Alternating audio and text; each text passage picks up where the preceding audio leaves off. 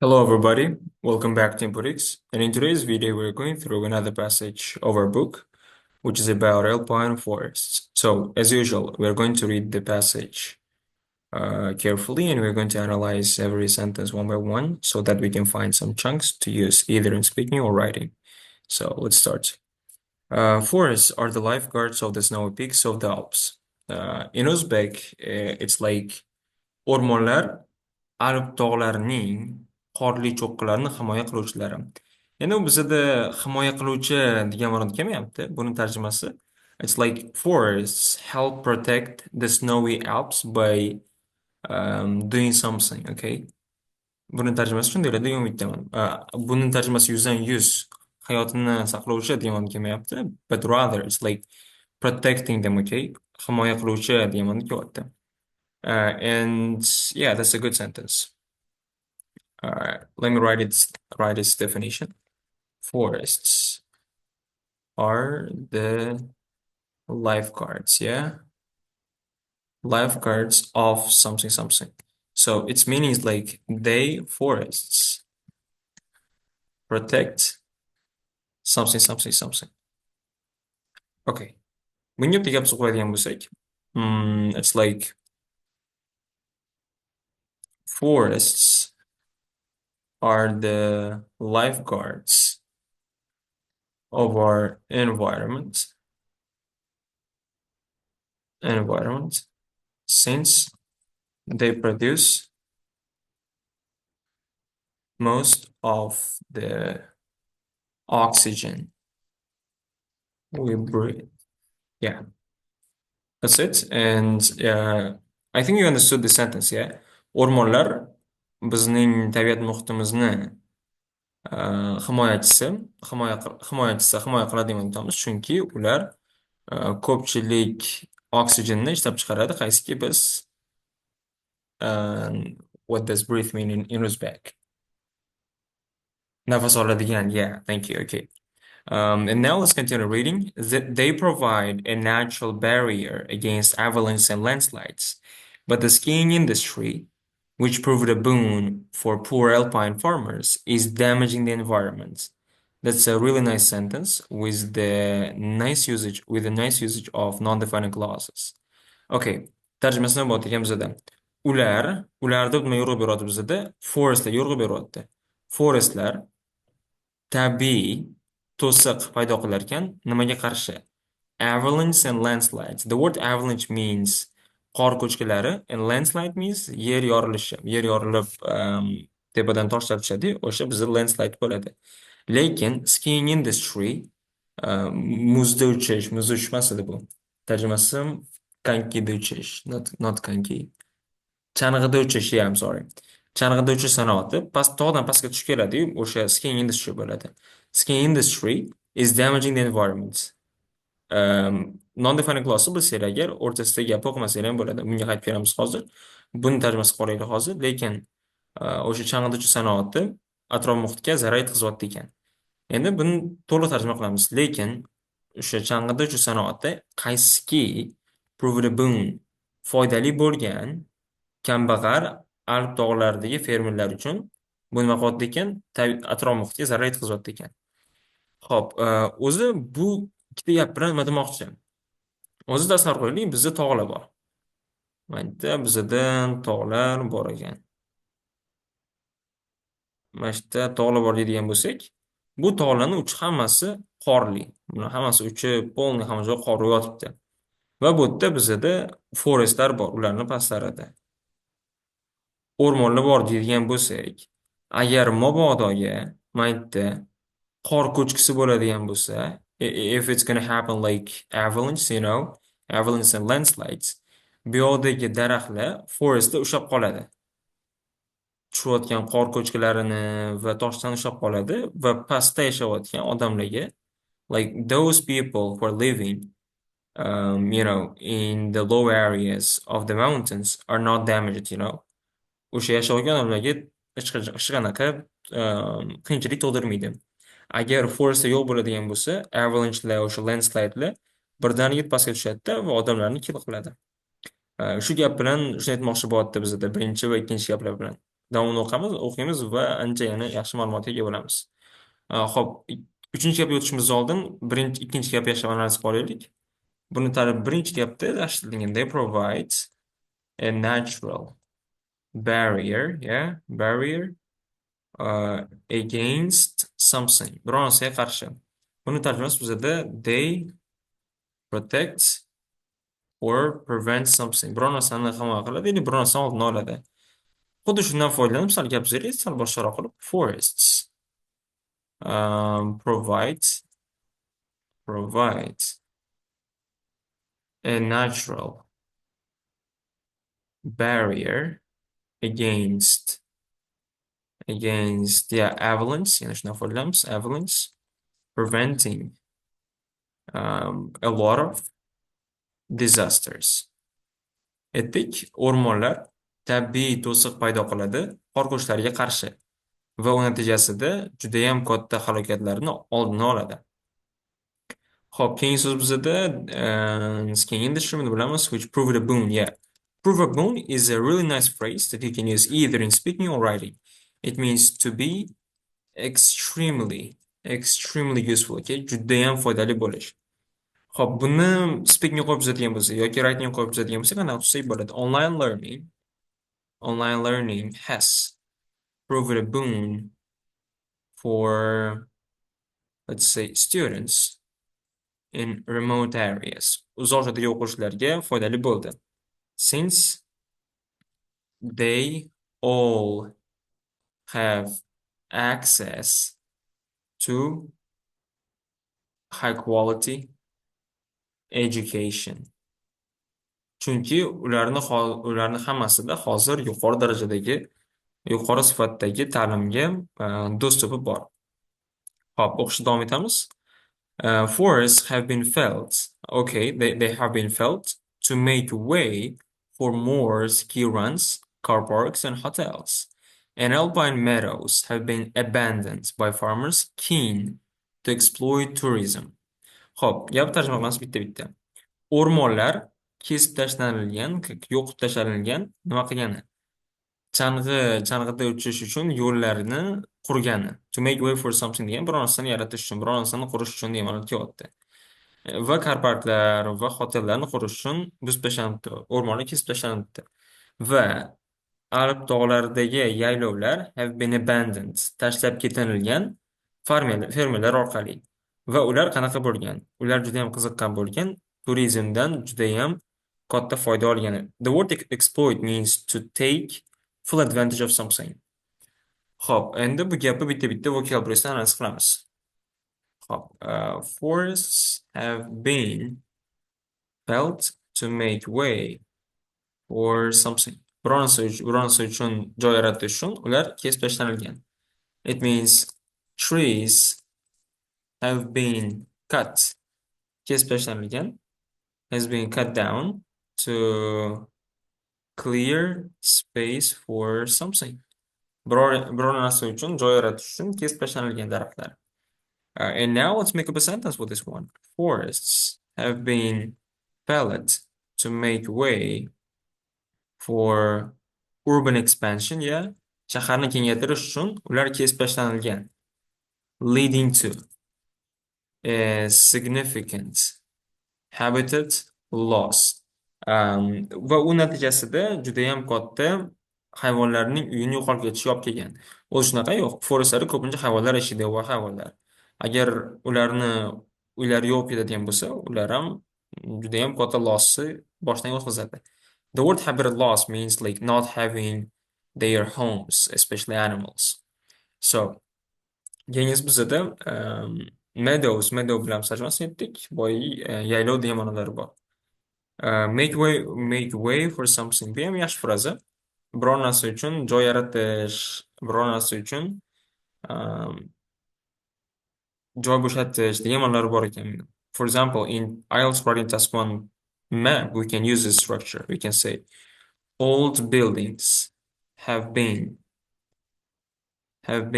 felt to make way for pellet demolition. Have been demolished deylik. Buzib tashlanilgan, yeah. have been demolished to make way for new modern skyscrapers. Yeah, skyscrapers. Yeah, I think you understood this sentence. And now let's move on to the next one. Abandons. Tashlab ketilgan by farmers. Keen degansi ham yaxshi narsa bizada. Keen degansi very interested in something, okay? Very interested or very strong, we can say. It means I am a keen learner. Man judayam qiziquvchan o'quvchiman. And let's continue. To exploit tourism. The word exploit means to make use of something. Biroz foydalanish or take advantage of something, especially in an unfair way. Unfair way. Now let's make up one sentence for it. We can say farmers who were in need of a lot of money, decided to exploit tourism by felling forest, by cutting down, yeah, let's say by cutting down trees. Xo'p, buni tarjimasidan bo'ldi bizada. Fermerlar, judayam katta pulga muhtoj bo'lgan fermerlar qaror qabul qilishdi turizmdan foydalangani. Qanaqa yo'lda? Unfair way'da. Nima qilish orqali? Daraxtlarni kesib tashlash orqali. Xo'p, bizada keyingi gapim tugadi va oxirgi ikkita gap. Consequently, the word consequently means natijasida the avalanche has now become a common phenomenon. Avalanche qor ko'chkilari hozirda odatiy hodisaga aylanibdi. The word phenomenon means like event, yeah, something that happened before and something that is like now more common, visible, we can say. Biror narsa hodisa qaysiki, u juda ham odatiy tusga aylanayotgan. Bu yerdan biz o'zimizga has now become common, yeah, a common phenomenon. We can take this word, this phrase. It means um, something is more is very common. Judayam odatiy narsa. Xo'p, bundan endi gapiradigan bo'lsak, heavy snow causes not this one, not this one. Let's make another. Given now for given the rise of climate change,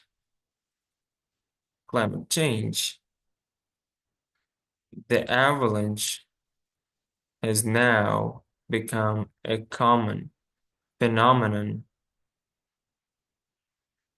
Yeah, has now become a common phenomenon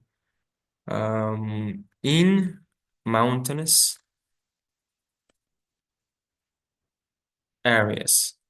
The words, this grammar is very nice given the rise of something, like considering something. Klimatni o'zgarganini hisobga oladigan bo'lsak, avalanchelar, qor ko'chkilari judayam odatiy hodisaga aylandi tog'li hududlarda. Chunki havo o'zgarsa, harorat darajasi juda ham katta bo'ladigan bo'lsa, qorlar erib ketadi. O'shaning uchun avalanchelar ham ko'p bo'ladi. Okay, let's continue. Forest experts estimate that 2/3 of the several thousand avalanches that descend into inhabited parts each year are the result of forest depletion. Xo'p, aytayotganimizda o'rmon ekspertlari taxmin qilishar ekanki, что 3/2 qismi nimani? 2000 ta qor ko'chkilarining 3/2 qismi qaysiki descend into pastga tushib boradi. Inhabited parts, odamlar yashaydigan joyga tushib boradigan qor ko'chkilarining 3/2 nima natijasida ekan? O'rmonlarning kamayib ketishi natijasida ekan. Bu aytganimizdek, agar mana bitta o'rmonlar yo'q bo'ladigan bo'lsa, tog'larda tepadan tushayotgan qorlar pastga pramot tushadi va odamlar yashayotgan joy nima qiladi? buzib tashlaydi. O'shaning uchun bizada qor, forestlar juda ham muhim deyman, olib kelyapti bizadan. And now let's make up sentence for it. Descends, descends into inhabited parts. Odamlar yashaydigan joyga tushish, ko'chib borish degan ma'no beradi. Buni definition to move down into the areas where people live. Bunga bizadigan bo'lsak, heavy snow causes an avalanche that descends into inhabited parts of the valley, we can say. Kuchli qor ko'chishiga sababchi bo'ldi. Qaysiki that descended, that descended into odamlar yashaydigan joyga, qaysiki odamlar yashaydigan joyga tushib borgan. Nimani? The vodiyni. Again, I'm not really good at translating from English to Uzbek. I hope you guys understand what this sentence meant. And now let's continue. Hop, forest depletion. That's also a nice sentence. Forest depletion. O'rmon nima bo'lishi bizada? O'rmon kamayishi. Buni tarjimasi deforestation olsak bo'ladi, bunga ismini qilib. O'rmonlar kesilishi va boshqa narsalar. Cutting down trees, we can say, yeah. And now let's make up one sentence for it. Forest depletion. O'rmonning kamayishi. Was depletion and reduction deganda bizada. Depletion has led to, sababchi bo'ldi, has led to an increase, we can say, an increase in natural disasters, such as landslides and avalanches. O'rmonlarning kamayib ketishi tabiiy ofatlar, tabiiy halokatlarda o'sishga olib keldi. Misol uchun, yer yorilishi va qor ko'chkilariga. Xo'p, bizada bu paragraf tugadi. Endi paragrafimizni bitta samarasiga olaylik. I'm going to talk in English. I hope you guys understand. So, in the first and second sentences, the writer is intending to say that forests help to protect the snowy Alps by stopping the avalanches and landslides. However, the skiing industry, which was extremely helpful for poor alpine farmers, is also damaging the environment. Many trees, many forests have been felled. Many trees have been cut down to build more ski runs, car parks, and hotels. And alpine meadows, the word meadow means where there's a lot of grass, alpine meadows have been abandoned by farmers who were really interested in taking full advantage of tourism. They wanted to make a lot of money from tourism. That was their main goal. And as a result, the avalanche has become more common. And experts say that 2/3 of all avalanches that descend into, that go down, that move downwards into the parts where people live, are because of forest depletion, because of fewer trees. I think now this paragraph is much more clear. I hope you understood it. And now let's move on to the exercise 1 and analyze the chunks also again, one by one. How brings bizada an expert swimmer employed at a beach pool to protect other swimmers. Bu bizada lifeguard bo'lgan edi. Hayotni qutqaruvchi odam. Pointed top of a mountain, tog'ning uchi, peak. Something that stops or hinders. Hinder is a really nice word. Let's write it down. Hinders movement from one place to another. Xo'p, biror narsa to'xtatadi yoki pastki the movement means like harakatni sekinlashtiradi. Bu narsa bizada barrier bo'lganda to'siq. Let's talk about the word hinder. That's actually a really nice word. The word hinder means to slow down. Biror narsani sekinlashtirish. And if you make up a sentence for this one, we can say using gadgets constantly hinders students students academic performance, yeah. Xo'p, gadjetlardan har doim foydalanish studentlarni akademически o'zini ko'rsatishini sekinlashtiradi. Bu gap bilan nima demoqchimiz? O'zlarini yaxshi ko'rsa olmaydi deyman, aytilyapti bu yerda. And let's continue. Great mass of snow. Qorning juda katta, qorning juda ham ko'p qor and ice va muz that slides down the side of a mountain. Tog'dan pastga tushib keladi. Bu bizada qor ko'chkisi bo'lgan edi. Avalanche bo'lyapti. Next one, small movement of rocks and soil down. Bu bizada landslide bo'ldi, yer yorilishi. The next one, advantage, something that makes life better or easier. Bu bizada prove a boon, yeah. Boon o'zi bizada noun bo'lyapti. It's like something that is very helpful. Cut down of trees, that was like fell, yeah. Daraxtlarni kesib tashlash. Area of grasslands, bu bizada meadows bo'ldi, yaylovlar. Next one, stop looking after and leave and not intending to return. Intend to do something is also a nice grammar structure. Intend to do something. And its meaning is like biror narsani plan qilish, okay? Plan to do something. And now let's make up a sentence for it also. I didn't intend to hurt my friends. O'rtog'imni xafa qilishni men plan qilmagandim. Просто unga haqiqatni aytdim deb aytsalar bo'ladi. Okay, next one. Stop looking after and leave without intending to return. Bu bizada abandon. Tark etish, yes. Eager or wanting to do something very much. Bizada bu very interesting so'ning bo'lyapti. Keen, yeah? I'm a keen learner, we can say. Develop in order to make money or take advantage of. Biror narsadan foydasini olish. Bu bizada exploit, yeah? Synonym bo'lyapti definition. Next one, something that happens and can be seen or experienced. Birorni sodir bo'ladigan hodisa degan ma'nosi bor edi. Bu bizada phenomenon edi. Phenomenon, yeah. Next one, calculate approximately. Taxminan hisoblash. This one was like, what was it? Estimate, yeah? Estimates. And the next one, with people living there. Odamlar yashaydigan joy. Inhabited parts.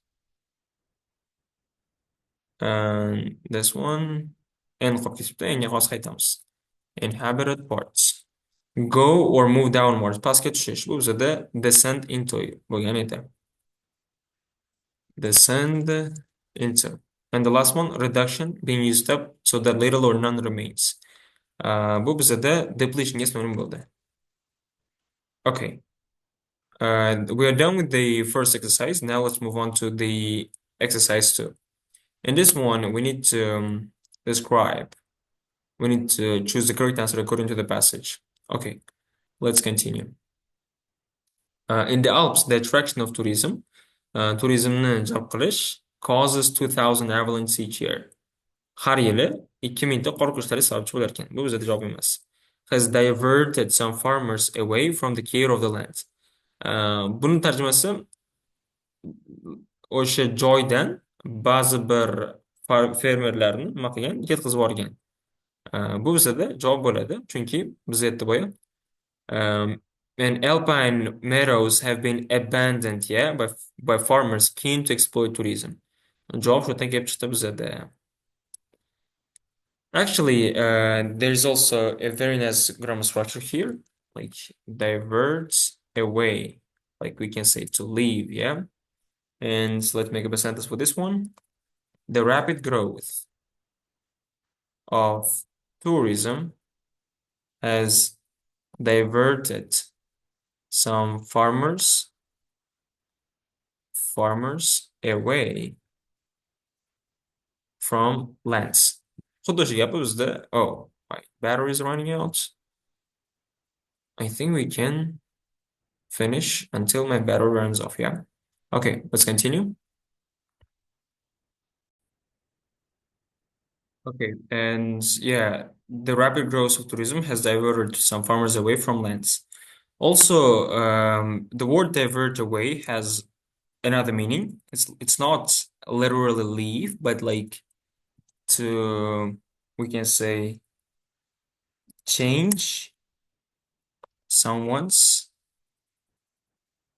attention. Yeah, we can say attention or focus. Yeah, biror kishini fokusini o'zgartirib yuborish. Bu yerda ma'nosi ba'zi bir fermerlarni fokusini o'zgartirib yubordi. Ularni diqqatni o'zgartirdi o'zlarini yerlarini g'amxo'rlik qilishlaridan, o'zlarini yerlaridan foydalanishdan deyapti ekan. Turizmga ular ko'p ketib qolgan va o'zlarini landlarini tashlab. Bu yerda mana shunday bo'lyapti. The rapid growth of tourism has diverted some farmers away from lands. And now let's continue. We are on the next one. Has brought much needed help to protect the environment. Much needed. Also, that's a real nice sentence. Lesson due to the threat of avalanche. Qor ko'chlarining tahdidiga ko'ra kamaygan. Forced many farmers to leave the area. This sentence is easy to understand. Next one. As a consequence, natijada, as a consequence of the depletion of alpine forests, depletion ko'rdik, kamayib ketdi, shu bo'lib ketish ehtimolları bor edi. Many farmers have had to turn to tourism for work. Bu bizda umuman haqida gap ketgani yo'q. Aytyapti, have had to turn to tourism for work. Ish uchun turizmga o'tishlari kerak edi. Bu haqida gap ketgani yo'q edi. The skiing industry has suffered a great decline. Skiing industry o'sha chang'uvchi sanoati juda ham katta pastga tushishdan aziyat chekibdi. Suffer a great decline. Suffer a great decline. That's also a really nice sentence. It means experienced a great decrease, we can say. And now let's put it into another context in, let's say, economical terms, yeah? Uzbekistan suffered a great decline in its export rates since the since farmers couldn't meet the demands. Couldn't meet demand means o'sha sprosni qondira olmagan degani nima degani? Masalan, aytaylik, butun O'zbekistondagi fermerlardan 2,5 milliard tonna eksport qilish kutilgan va ular zo'rg'a 1 milliard tonna eksport qilishdi. O'shaning uchun ular O'zbekistonda juda ham katta pastga tushish bo'lgan o'zini eksport rate'ida. That's what I wanted to say. Xo'p, lekin bizda B ham javob emas. Next one, only 1/3 of avalanche occur in uninhabited parts. Faqatgina avalanchening 1/3 qismi sodir bo'lar ekan odamlar yashamaydigan joyda. Bu haqida gapirgani yo'q bizda. Many areas are now uninhabitable. Yashaolmagan darajada ekan ko'pchilari edi. Bu haqida gapirgani yo'q. The frequency of avalanche has greatly increased. Qor ko'chlarining tez sodir bo'lishi juda ham katta darajada o'sgan ekan. Yeah, I think that's the answer because in the passage it said the avalanche has now become a common phenomenon. O'sha qor ko'chishlari juda ham bir odatiy holga aylanibdi. Bu gap bilan ular juda ham ko'p bo'lyapti degani aytyapti ekan. Next one, alpine farmers. Alpine farmers were the people who initiated the development of the skiing industry. Hop, buni tarjimasi initiated means like started the development of the skiing industry. Chang'ituvchi sanoatini rivojlanishni boshlashibdi. Bu bizda javob emas. Next one, have had much of their land taken from them by those involved in tourism. Have had degan grammatika juda ham bir yaxshi grammatika. Have had something done. Bu narsa adashmasam B1 destinationni oxirgi unitida bor. Causative degan grammar structure. Causative, yeah. I think I wrote it correctly, but it seems to be a spelling mistake. Yeah, I advise you learning this grammar structure. I'm going to make you a one sentence just now. have had much of their lands taken from somebody. Bu narsa causative bo'ladi. Grammar ko'rib chiqaylik. Causative. This one, causative. Xo'p, bunga gapiradigan bo'lsak, men sochimni oldirdim deydigan bo'lsak, I have had my hair cut bo'ladi. I cut my hair deyish xato bo'ladi, okay? Sochimni oldim deyish xato. Sochimni oldirdim deyish to'g'ri. Kimdirga biror ish qildiradigan bo'lsanglar, o'sha causative grammar structuredan foydalanar ekansizlar. Okay, next one. Used to be poor before the rise of skiing industry. Chang'uchi sanoatidan oldin ular nima bo'lishgan? Kambag'al bo'lishgan. Va bizda bu javob bo'la oladi. Chunki yerda bizada but the skiing industry which proved a boon for poor alpine farmers, yeah, foydali bo'lgan kambag'al Alp tog'laridagi fermerlar uchun is damaging the environment. And that is the answer. And now let's move to the exercise 3 and continue doing it. Recent restrictions on imports have led to a something of the country's oil reserves. Yaqinda bo'lgan taqiqlashlar o'sha import qilishda nimadirga olib kelibdi. Mamlakatning yog' zaxirasini kamayishiga bo'lishi mumkin. Depletion, yeah, have led to a depletion of the country's oil reserves. Next one. The police put something around the stadium to try to stop those supporters without tickets from attempting to get in. Ular nimadir qo'yishgan, ularni kirgizishdan oldini olish uchun. Bu bizda to'siq degan ma'noga to'g'ri kelyapti. The police put barriers around the stadium. Next one. The puppies had obviously been. Ular aniq albatta nimadir bo'lingan by their mothers, tashlab ketilgan. Abandoned, yeah, abandoned by their mothers, so we decided to take them in, olib kirdik and look them after. Ularga rahbarlik qilishga qaror qabul qildik. Next one. Environmentalists are claiming that the construction company something more trees, kesib tashlagan. Felled more trees than necessary while building the new roads. And the next one, she did something the stairs slowly, careful not to catch her foot in her long skirt. U o'zidan tushayotganda degan ma'no beryapti bizda. She descends, yeah, descended the stairs slowly. Zinadan sekingina tushib keldi. U qanaqa bo'lgan? Juda ham ehtiyotkor bo'lgan, oyog'ini ushlab olmaslikka uzun yubkasida. I think I got the meaning correctly, yeah. Okay, bu yerdan grammar oladigan bo'lsak, vocabulary oladigan bo'lsak, bizda recent restrictions on imports have led to something. Bunga definition shart deb o'ylayman. Faqat bunga gapirib qo'yamiz yaxshi. Aytaylik. Recent laws, yeah, yaqinda bo'lgan qonunlar, recent laws have led to recent laws on, let's say, on driving cars have led to a public disapproval. Disapproval degani jamiyatni qarshi chiqishiga olib keldi degan ma'no beryapti. Yeah, that was a very productive passage. I like the passage in general. And there's a lot of vocabulary to learn to use in speaking and writing. So guys, thank you for watching the video and leave your comments and likes under the video and don't forget to subscribe. See you all in our next videos.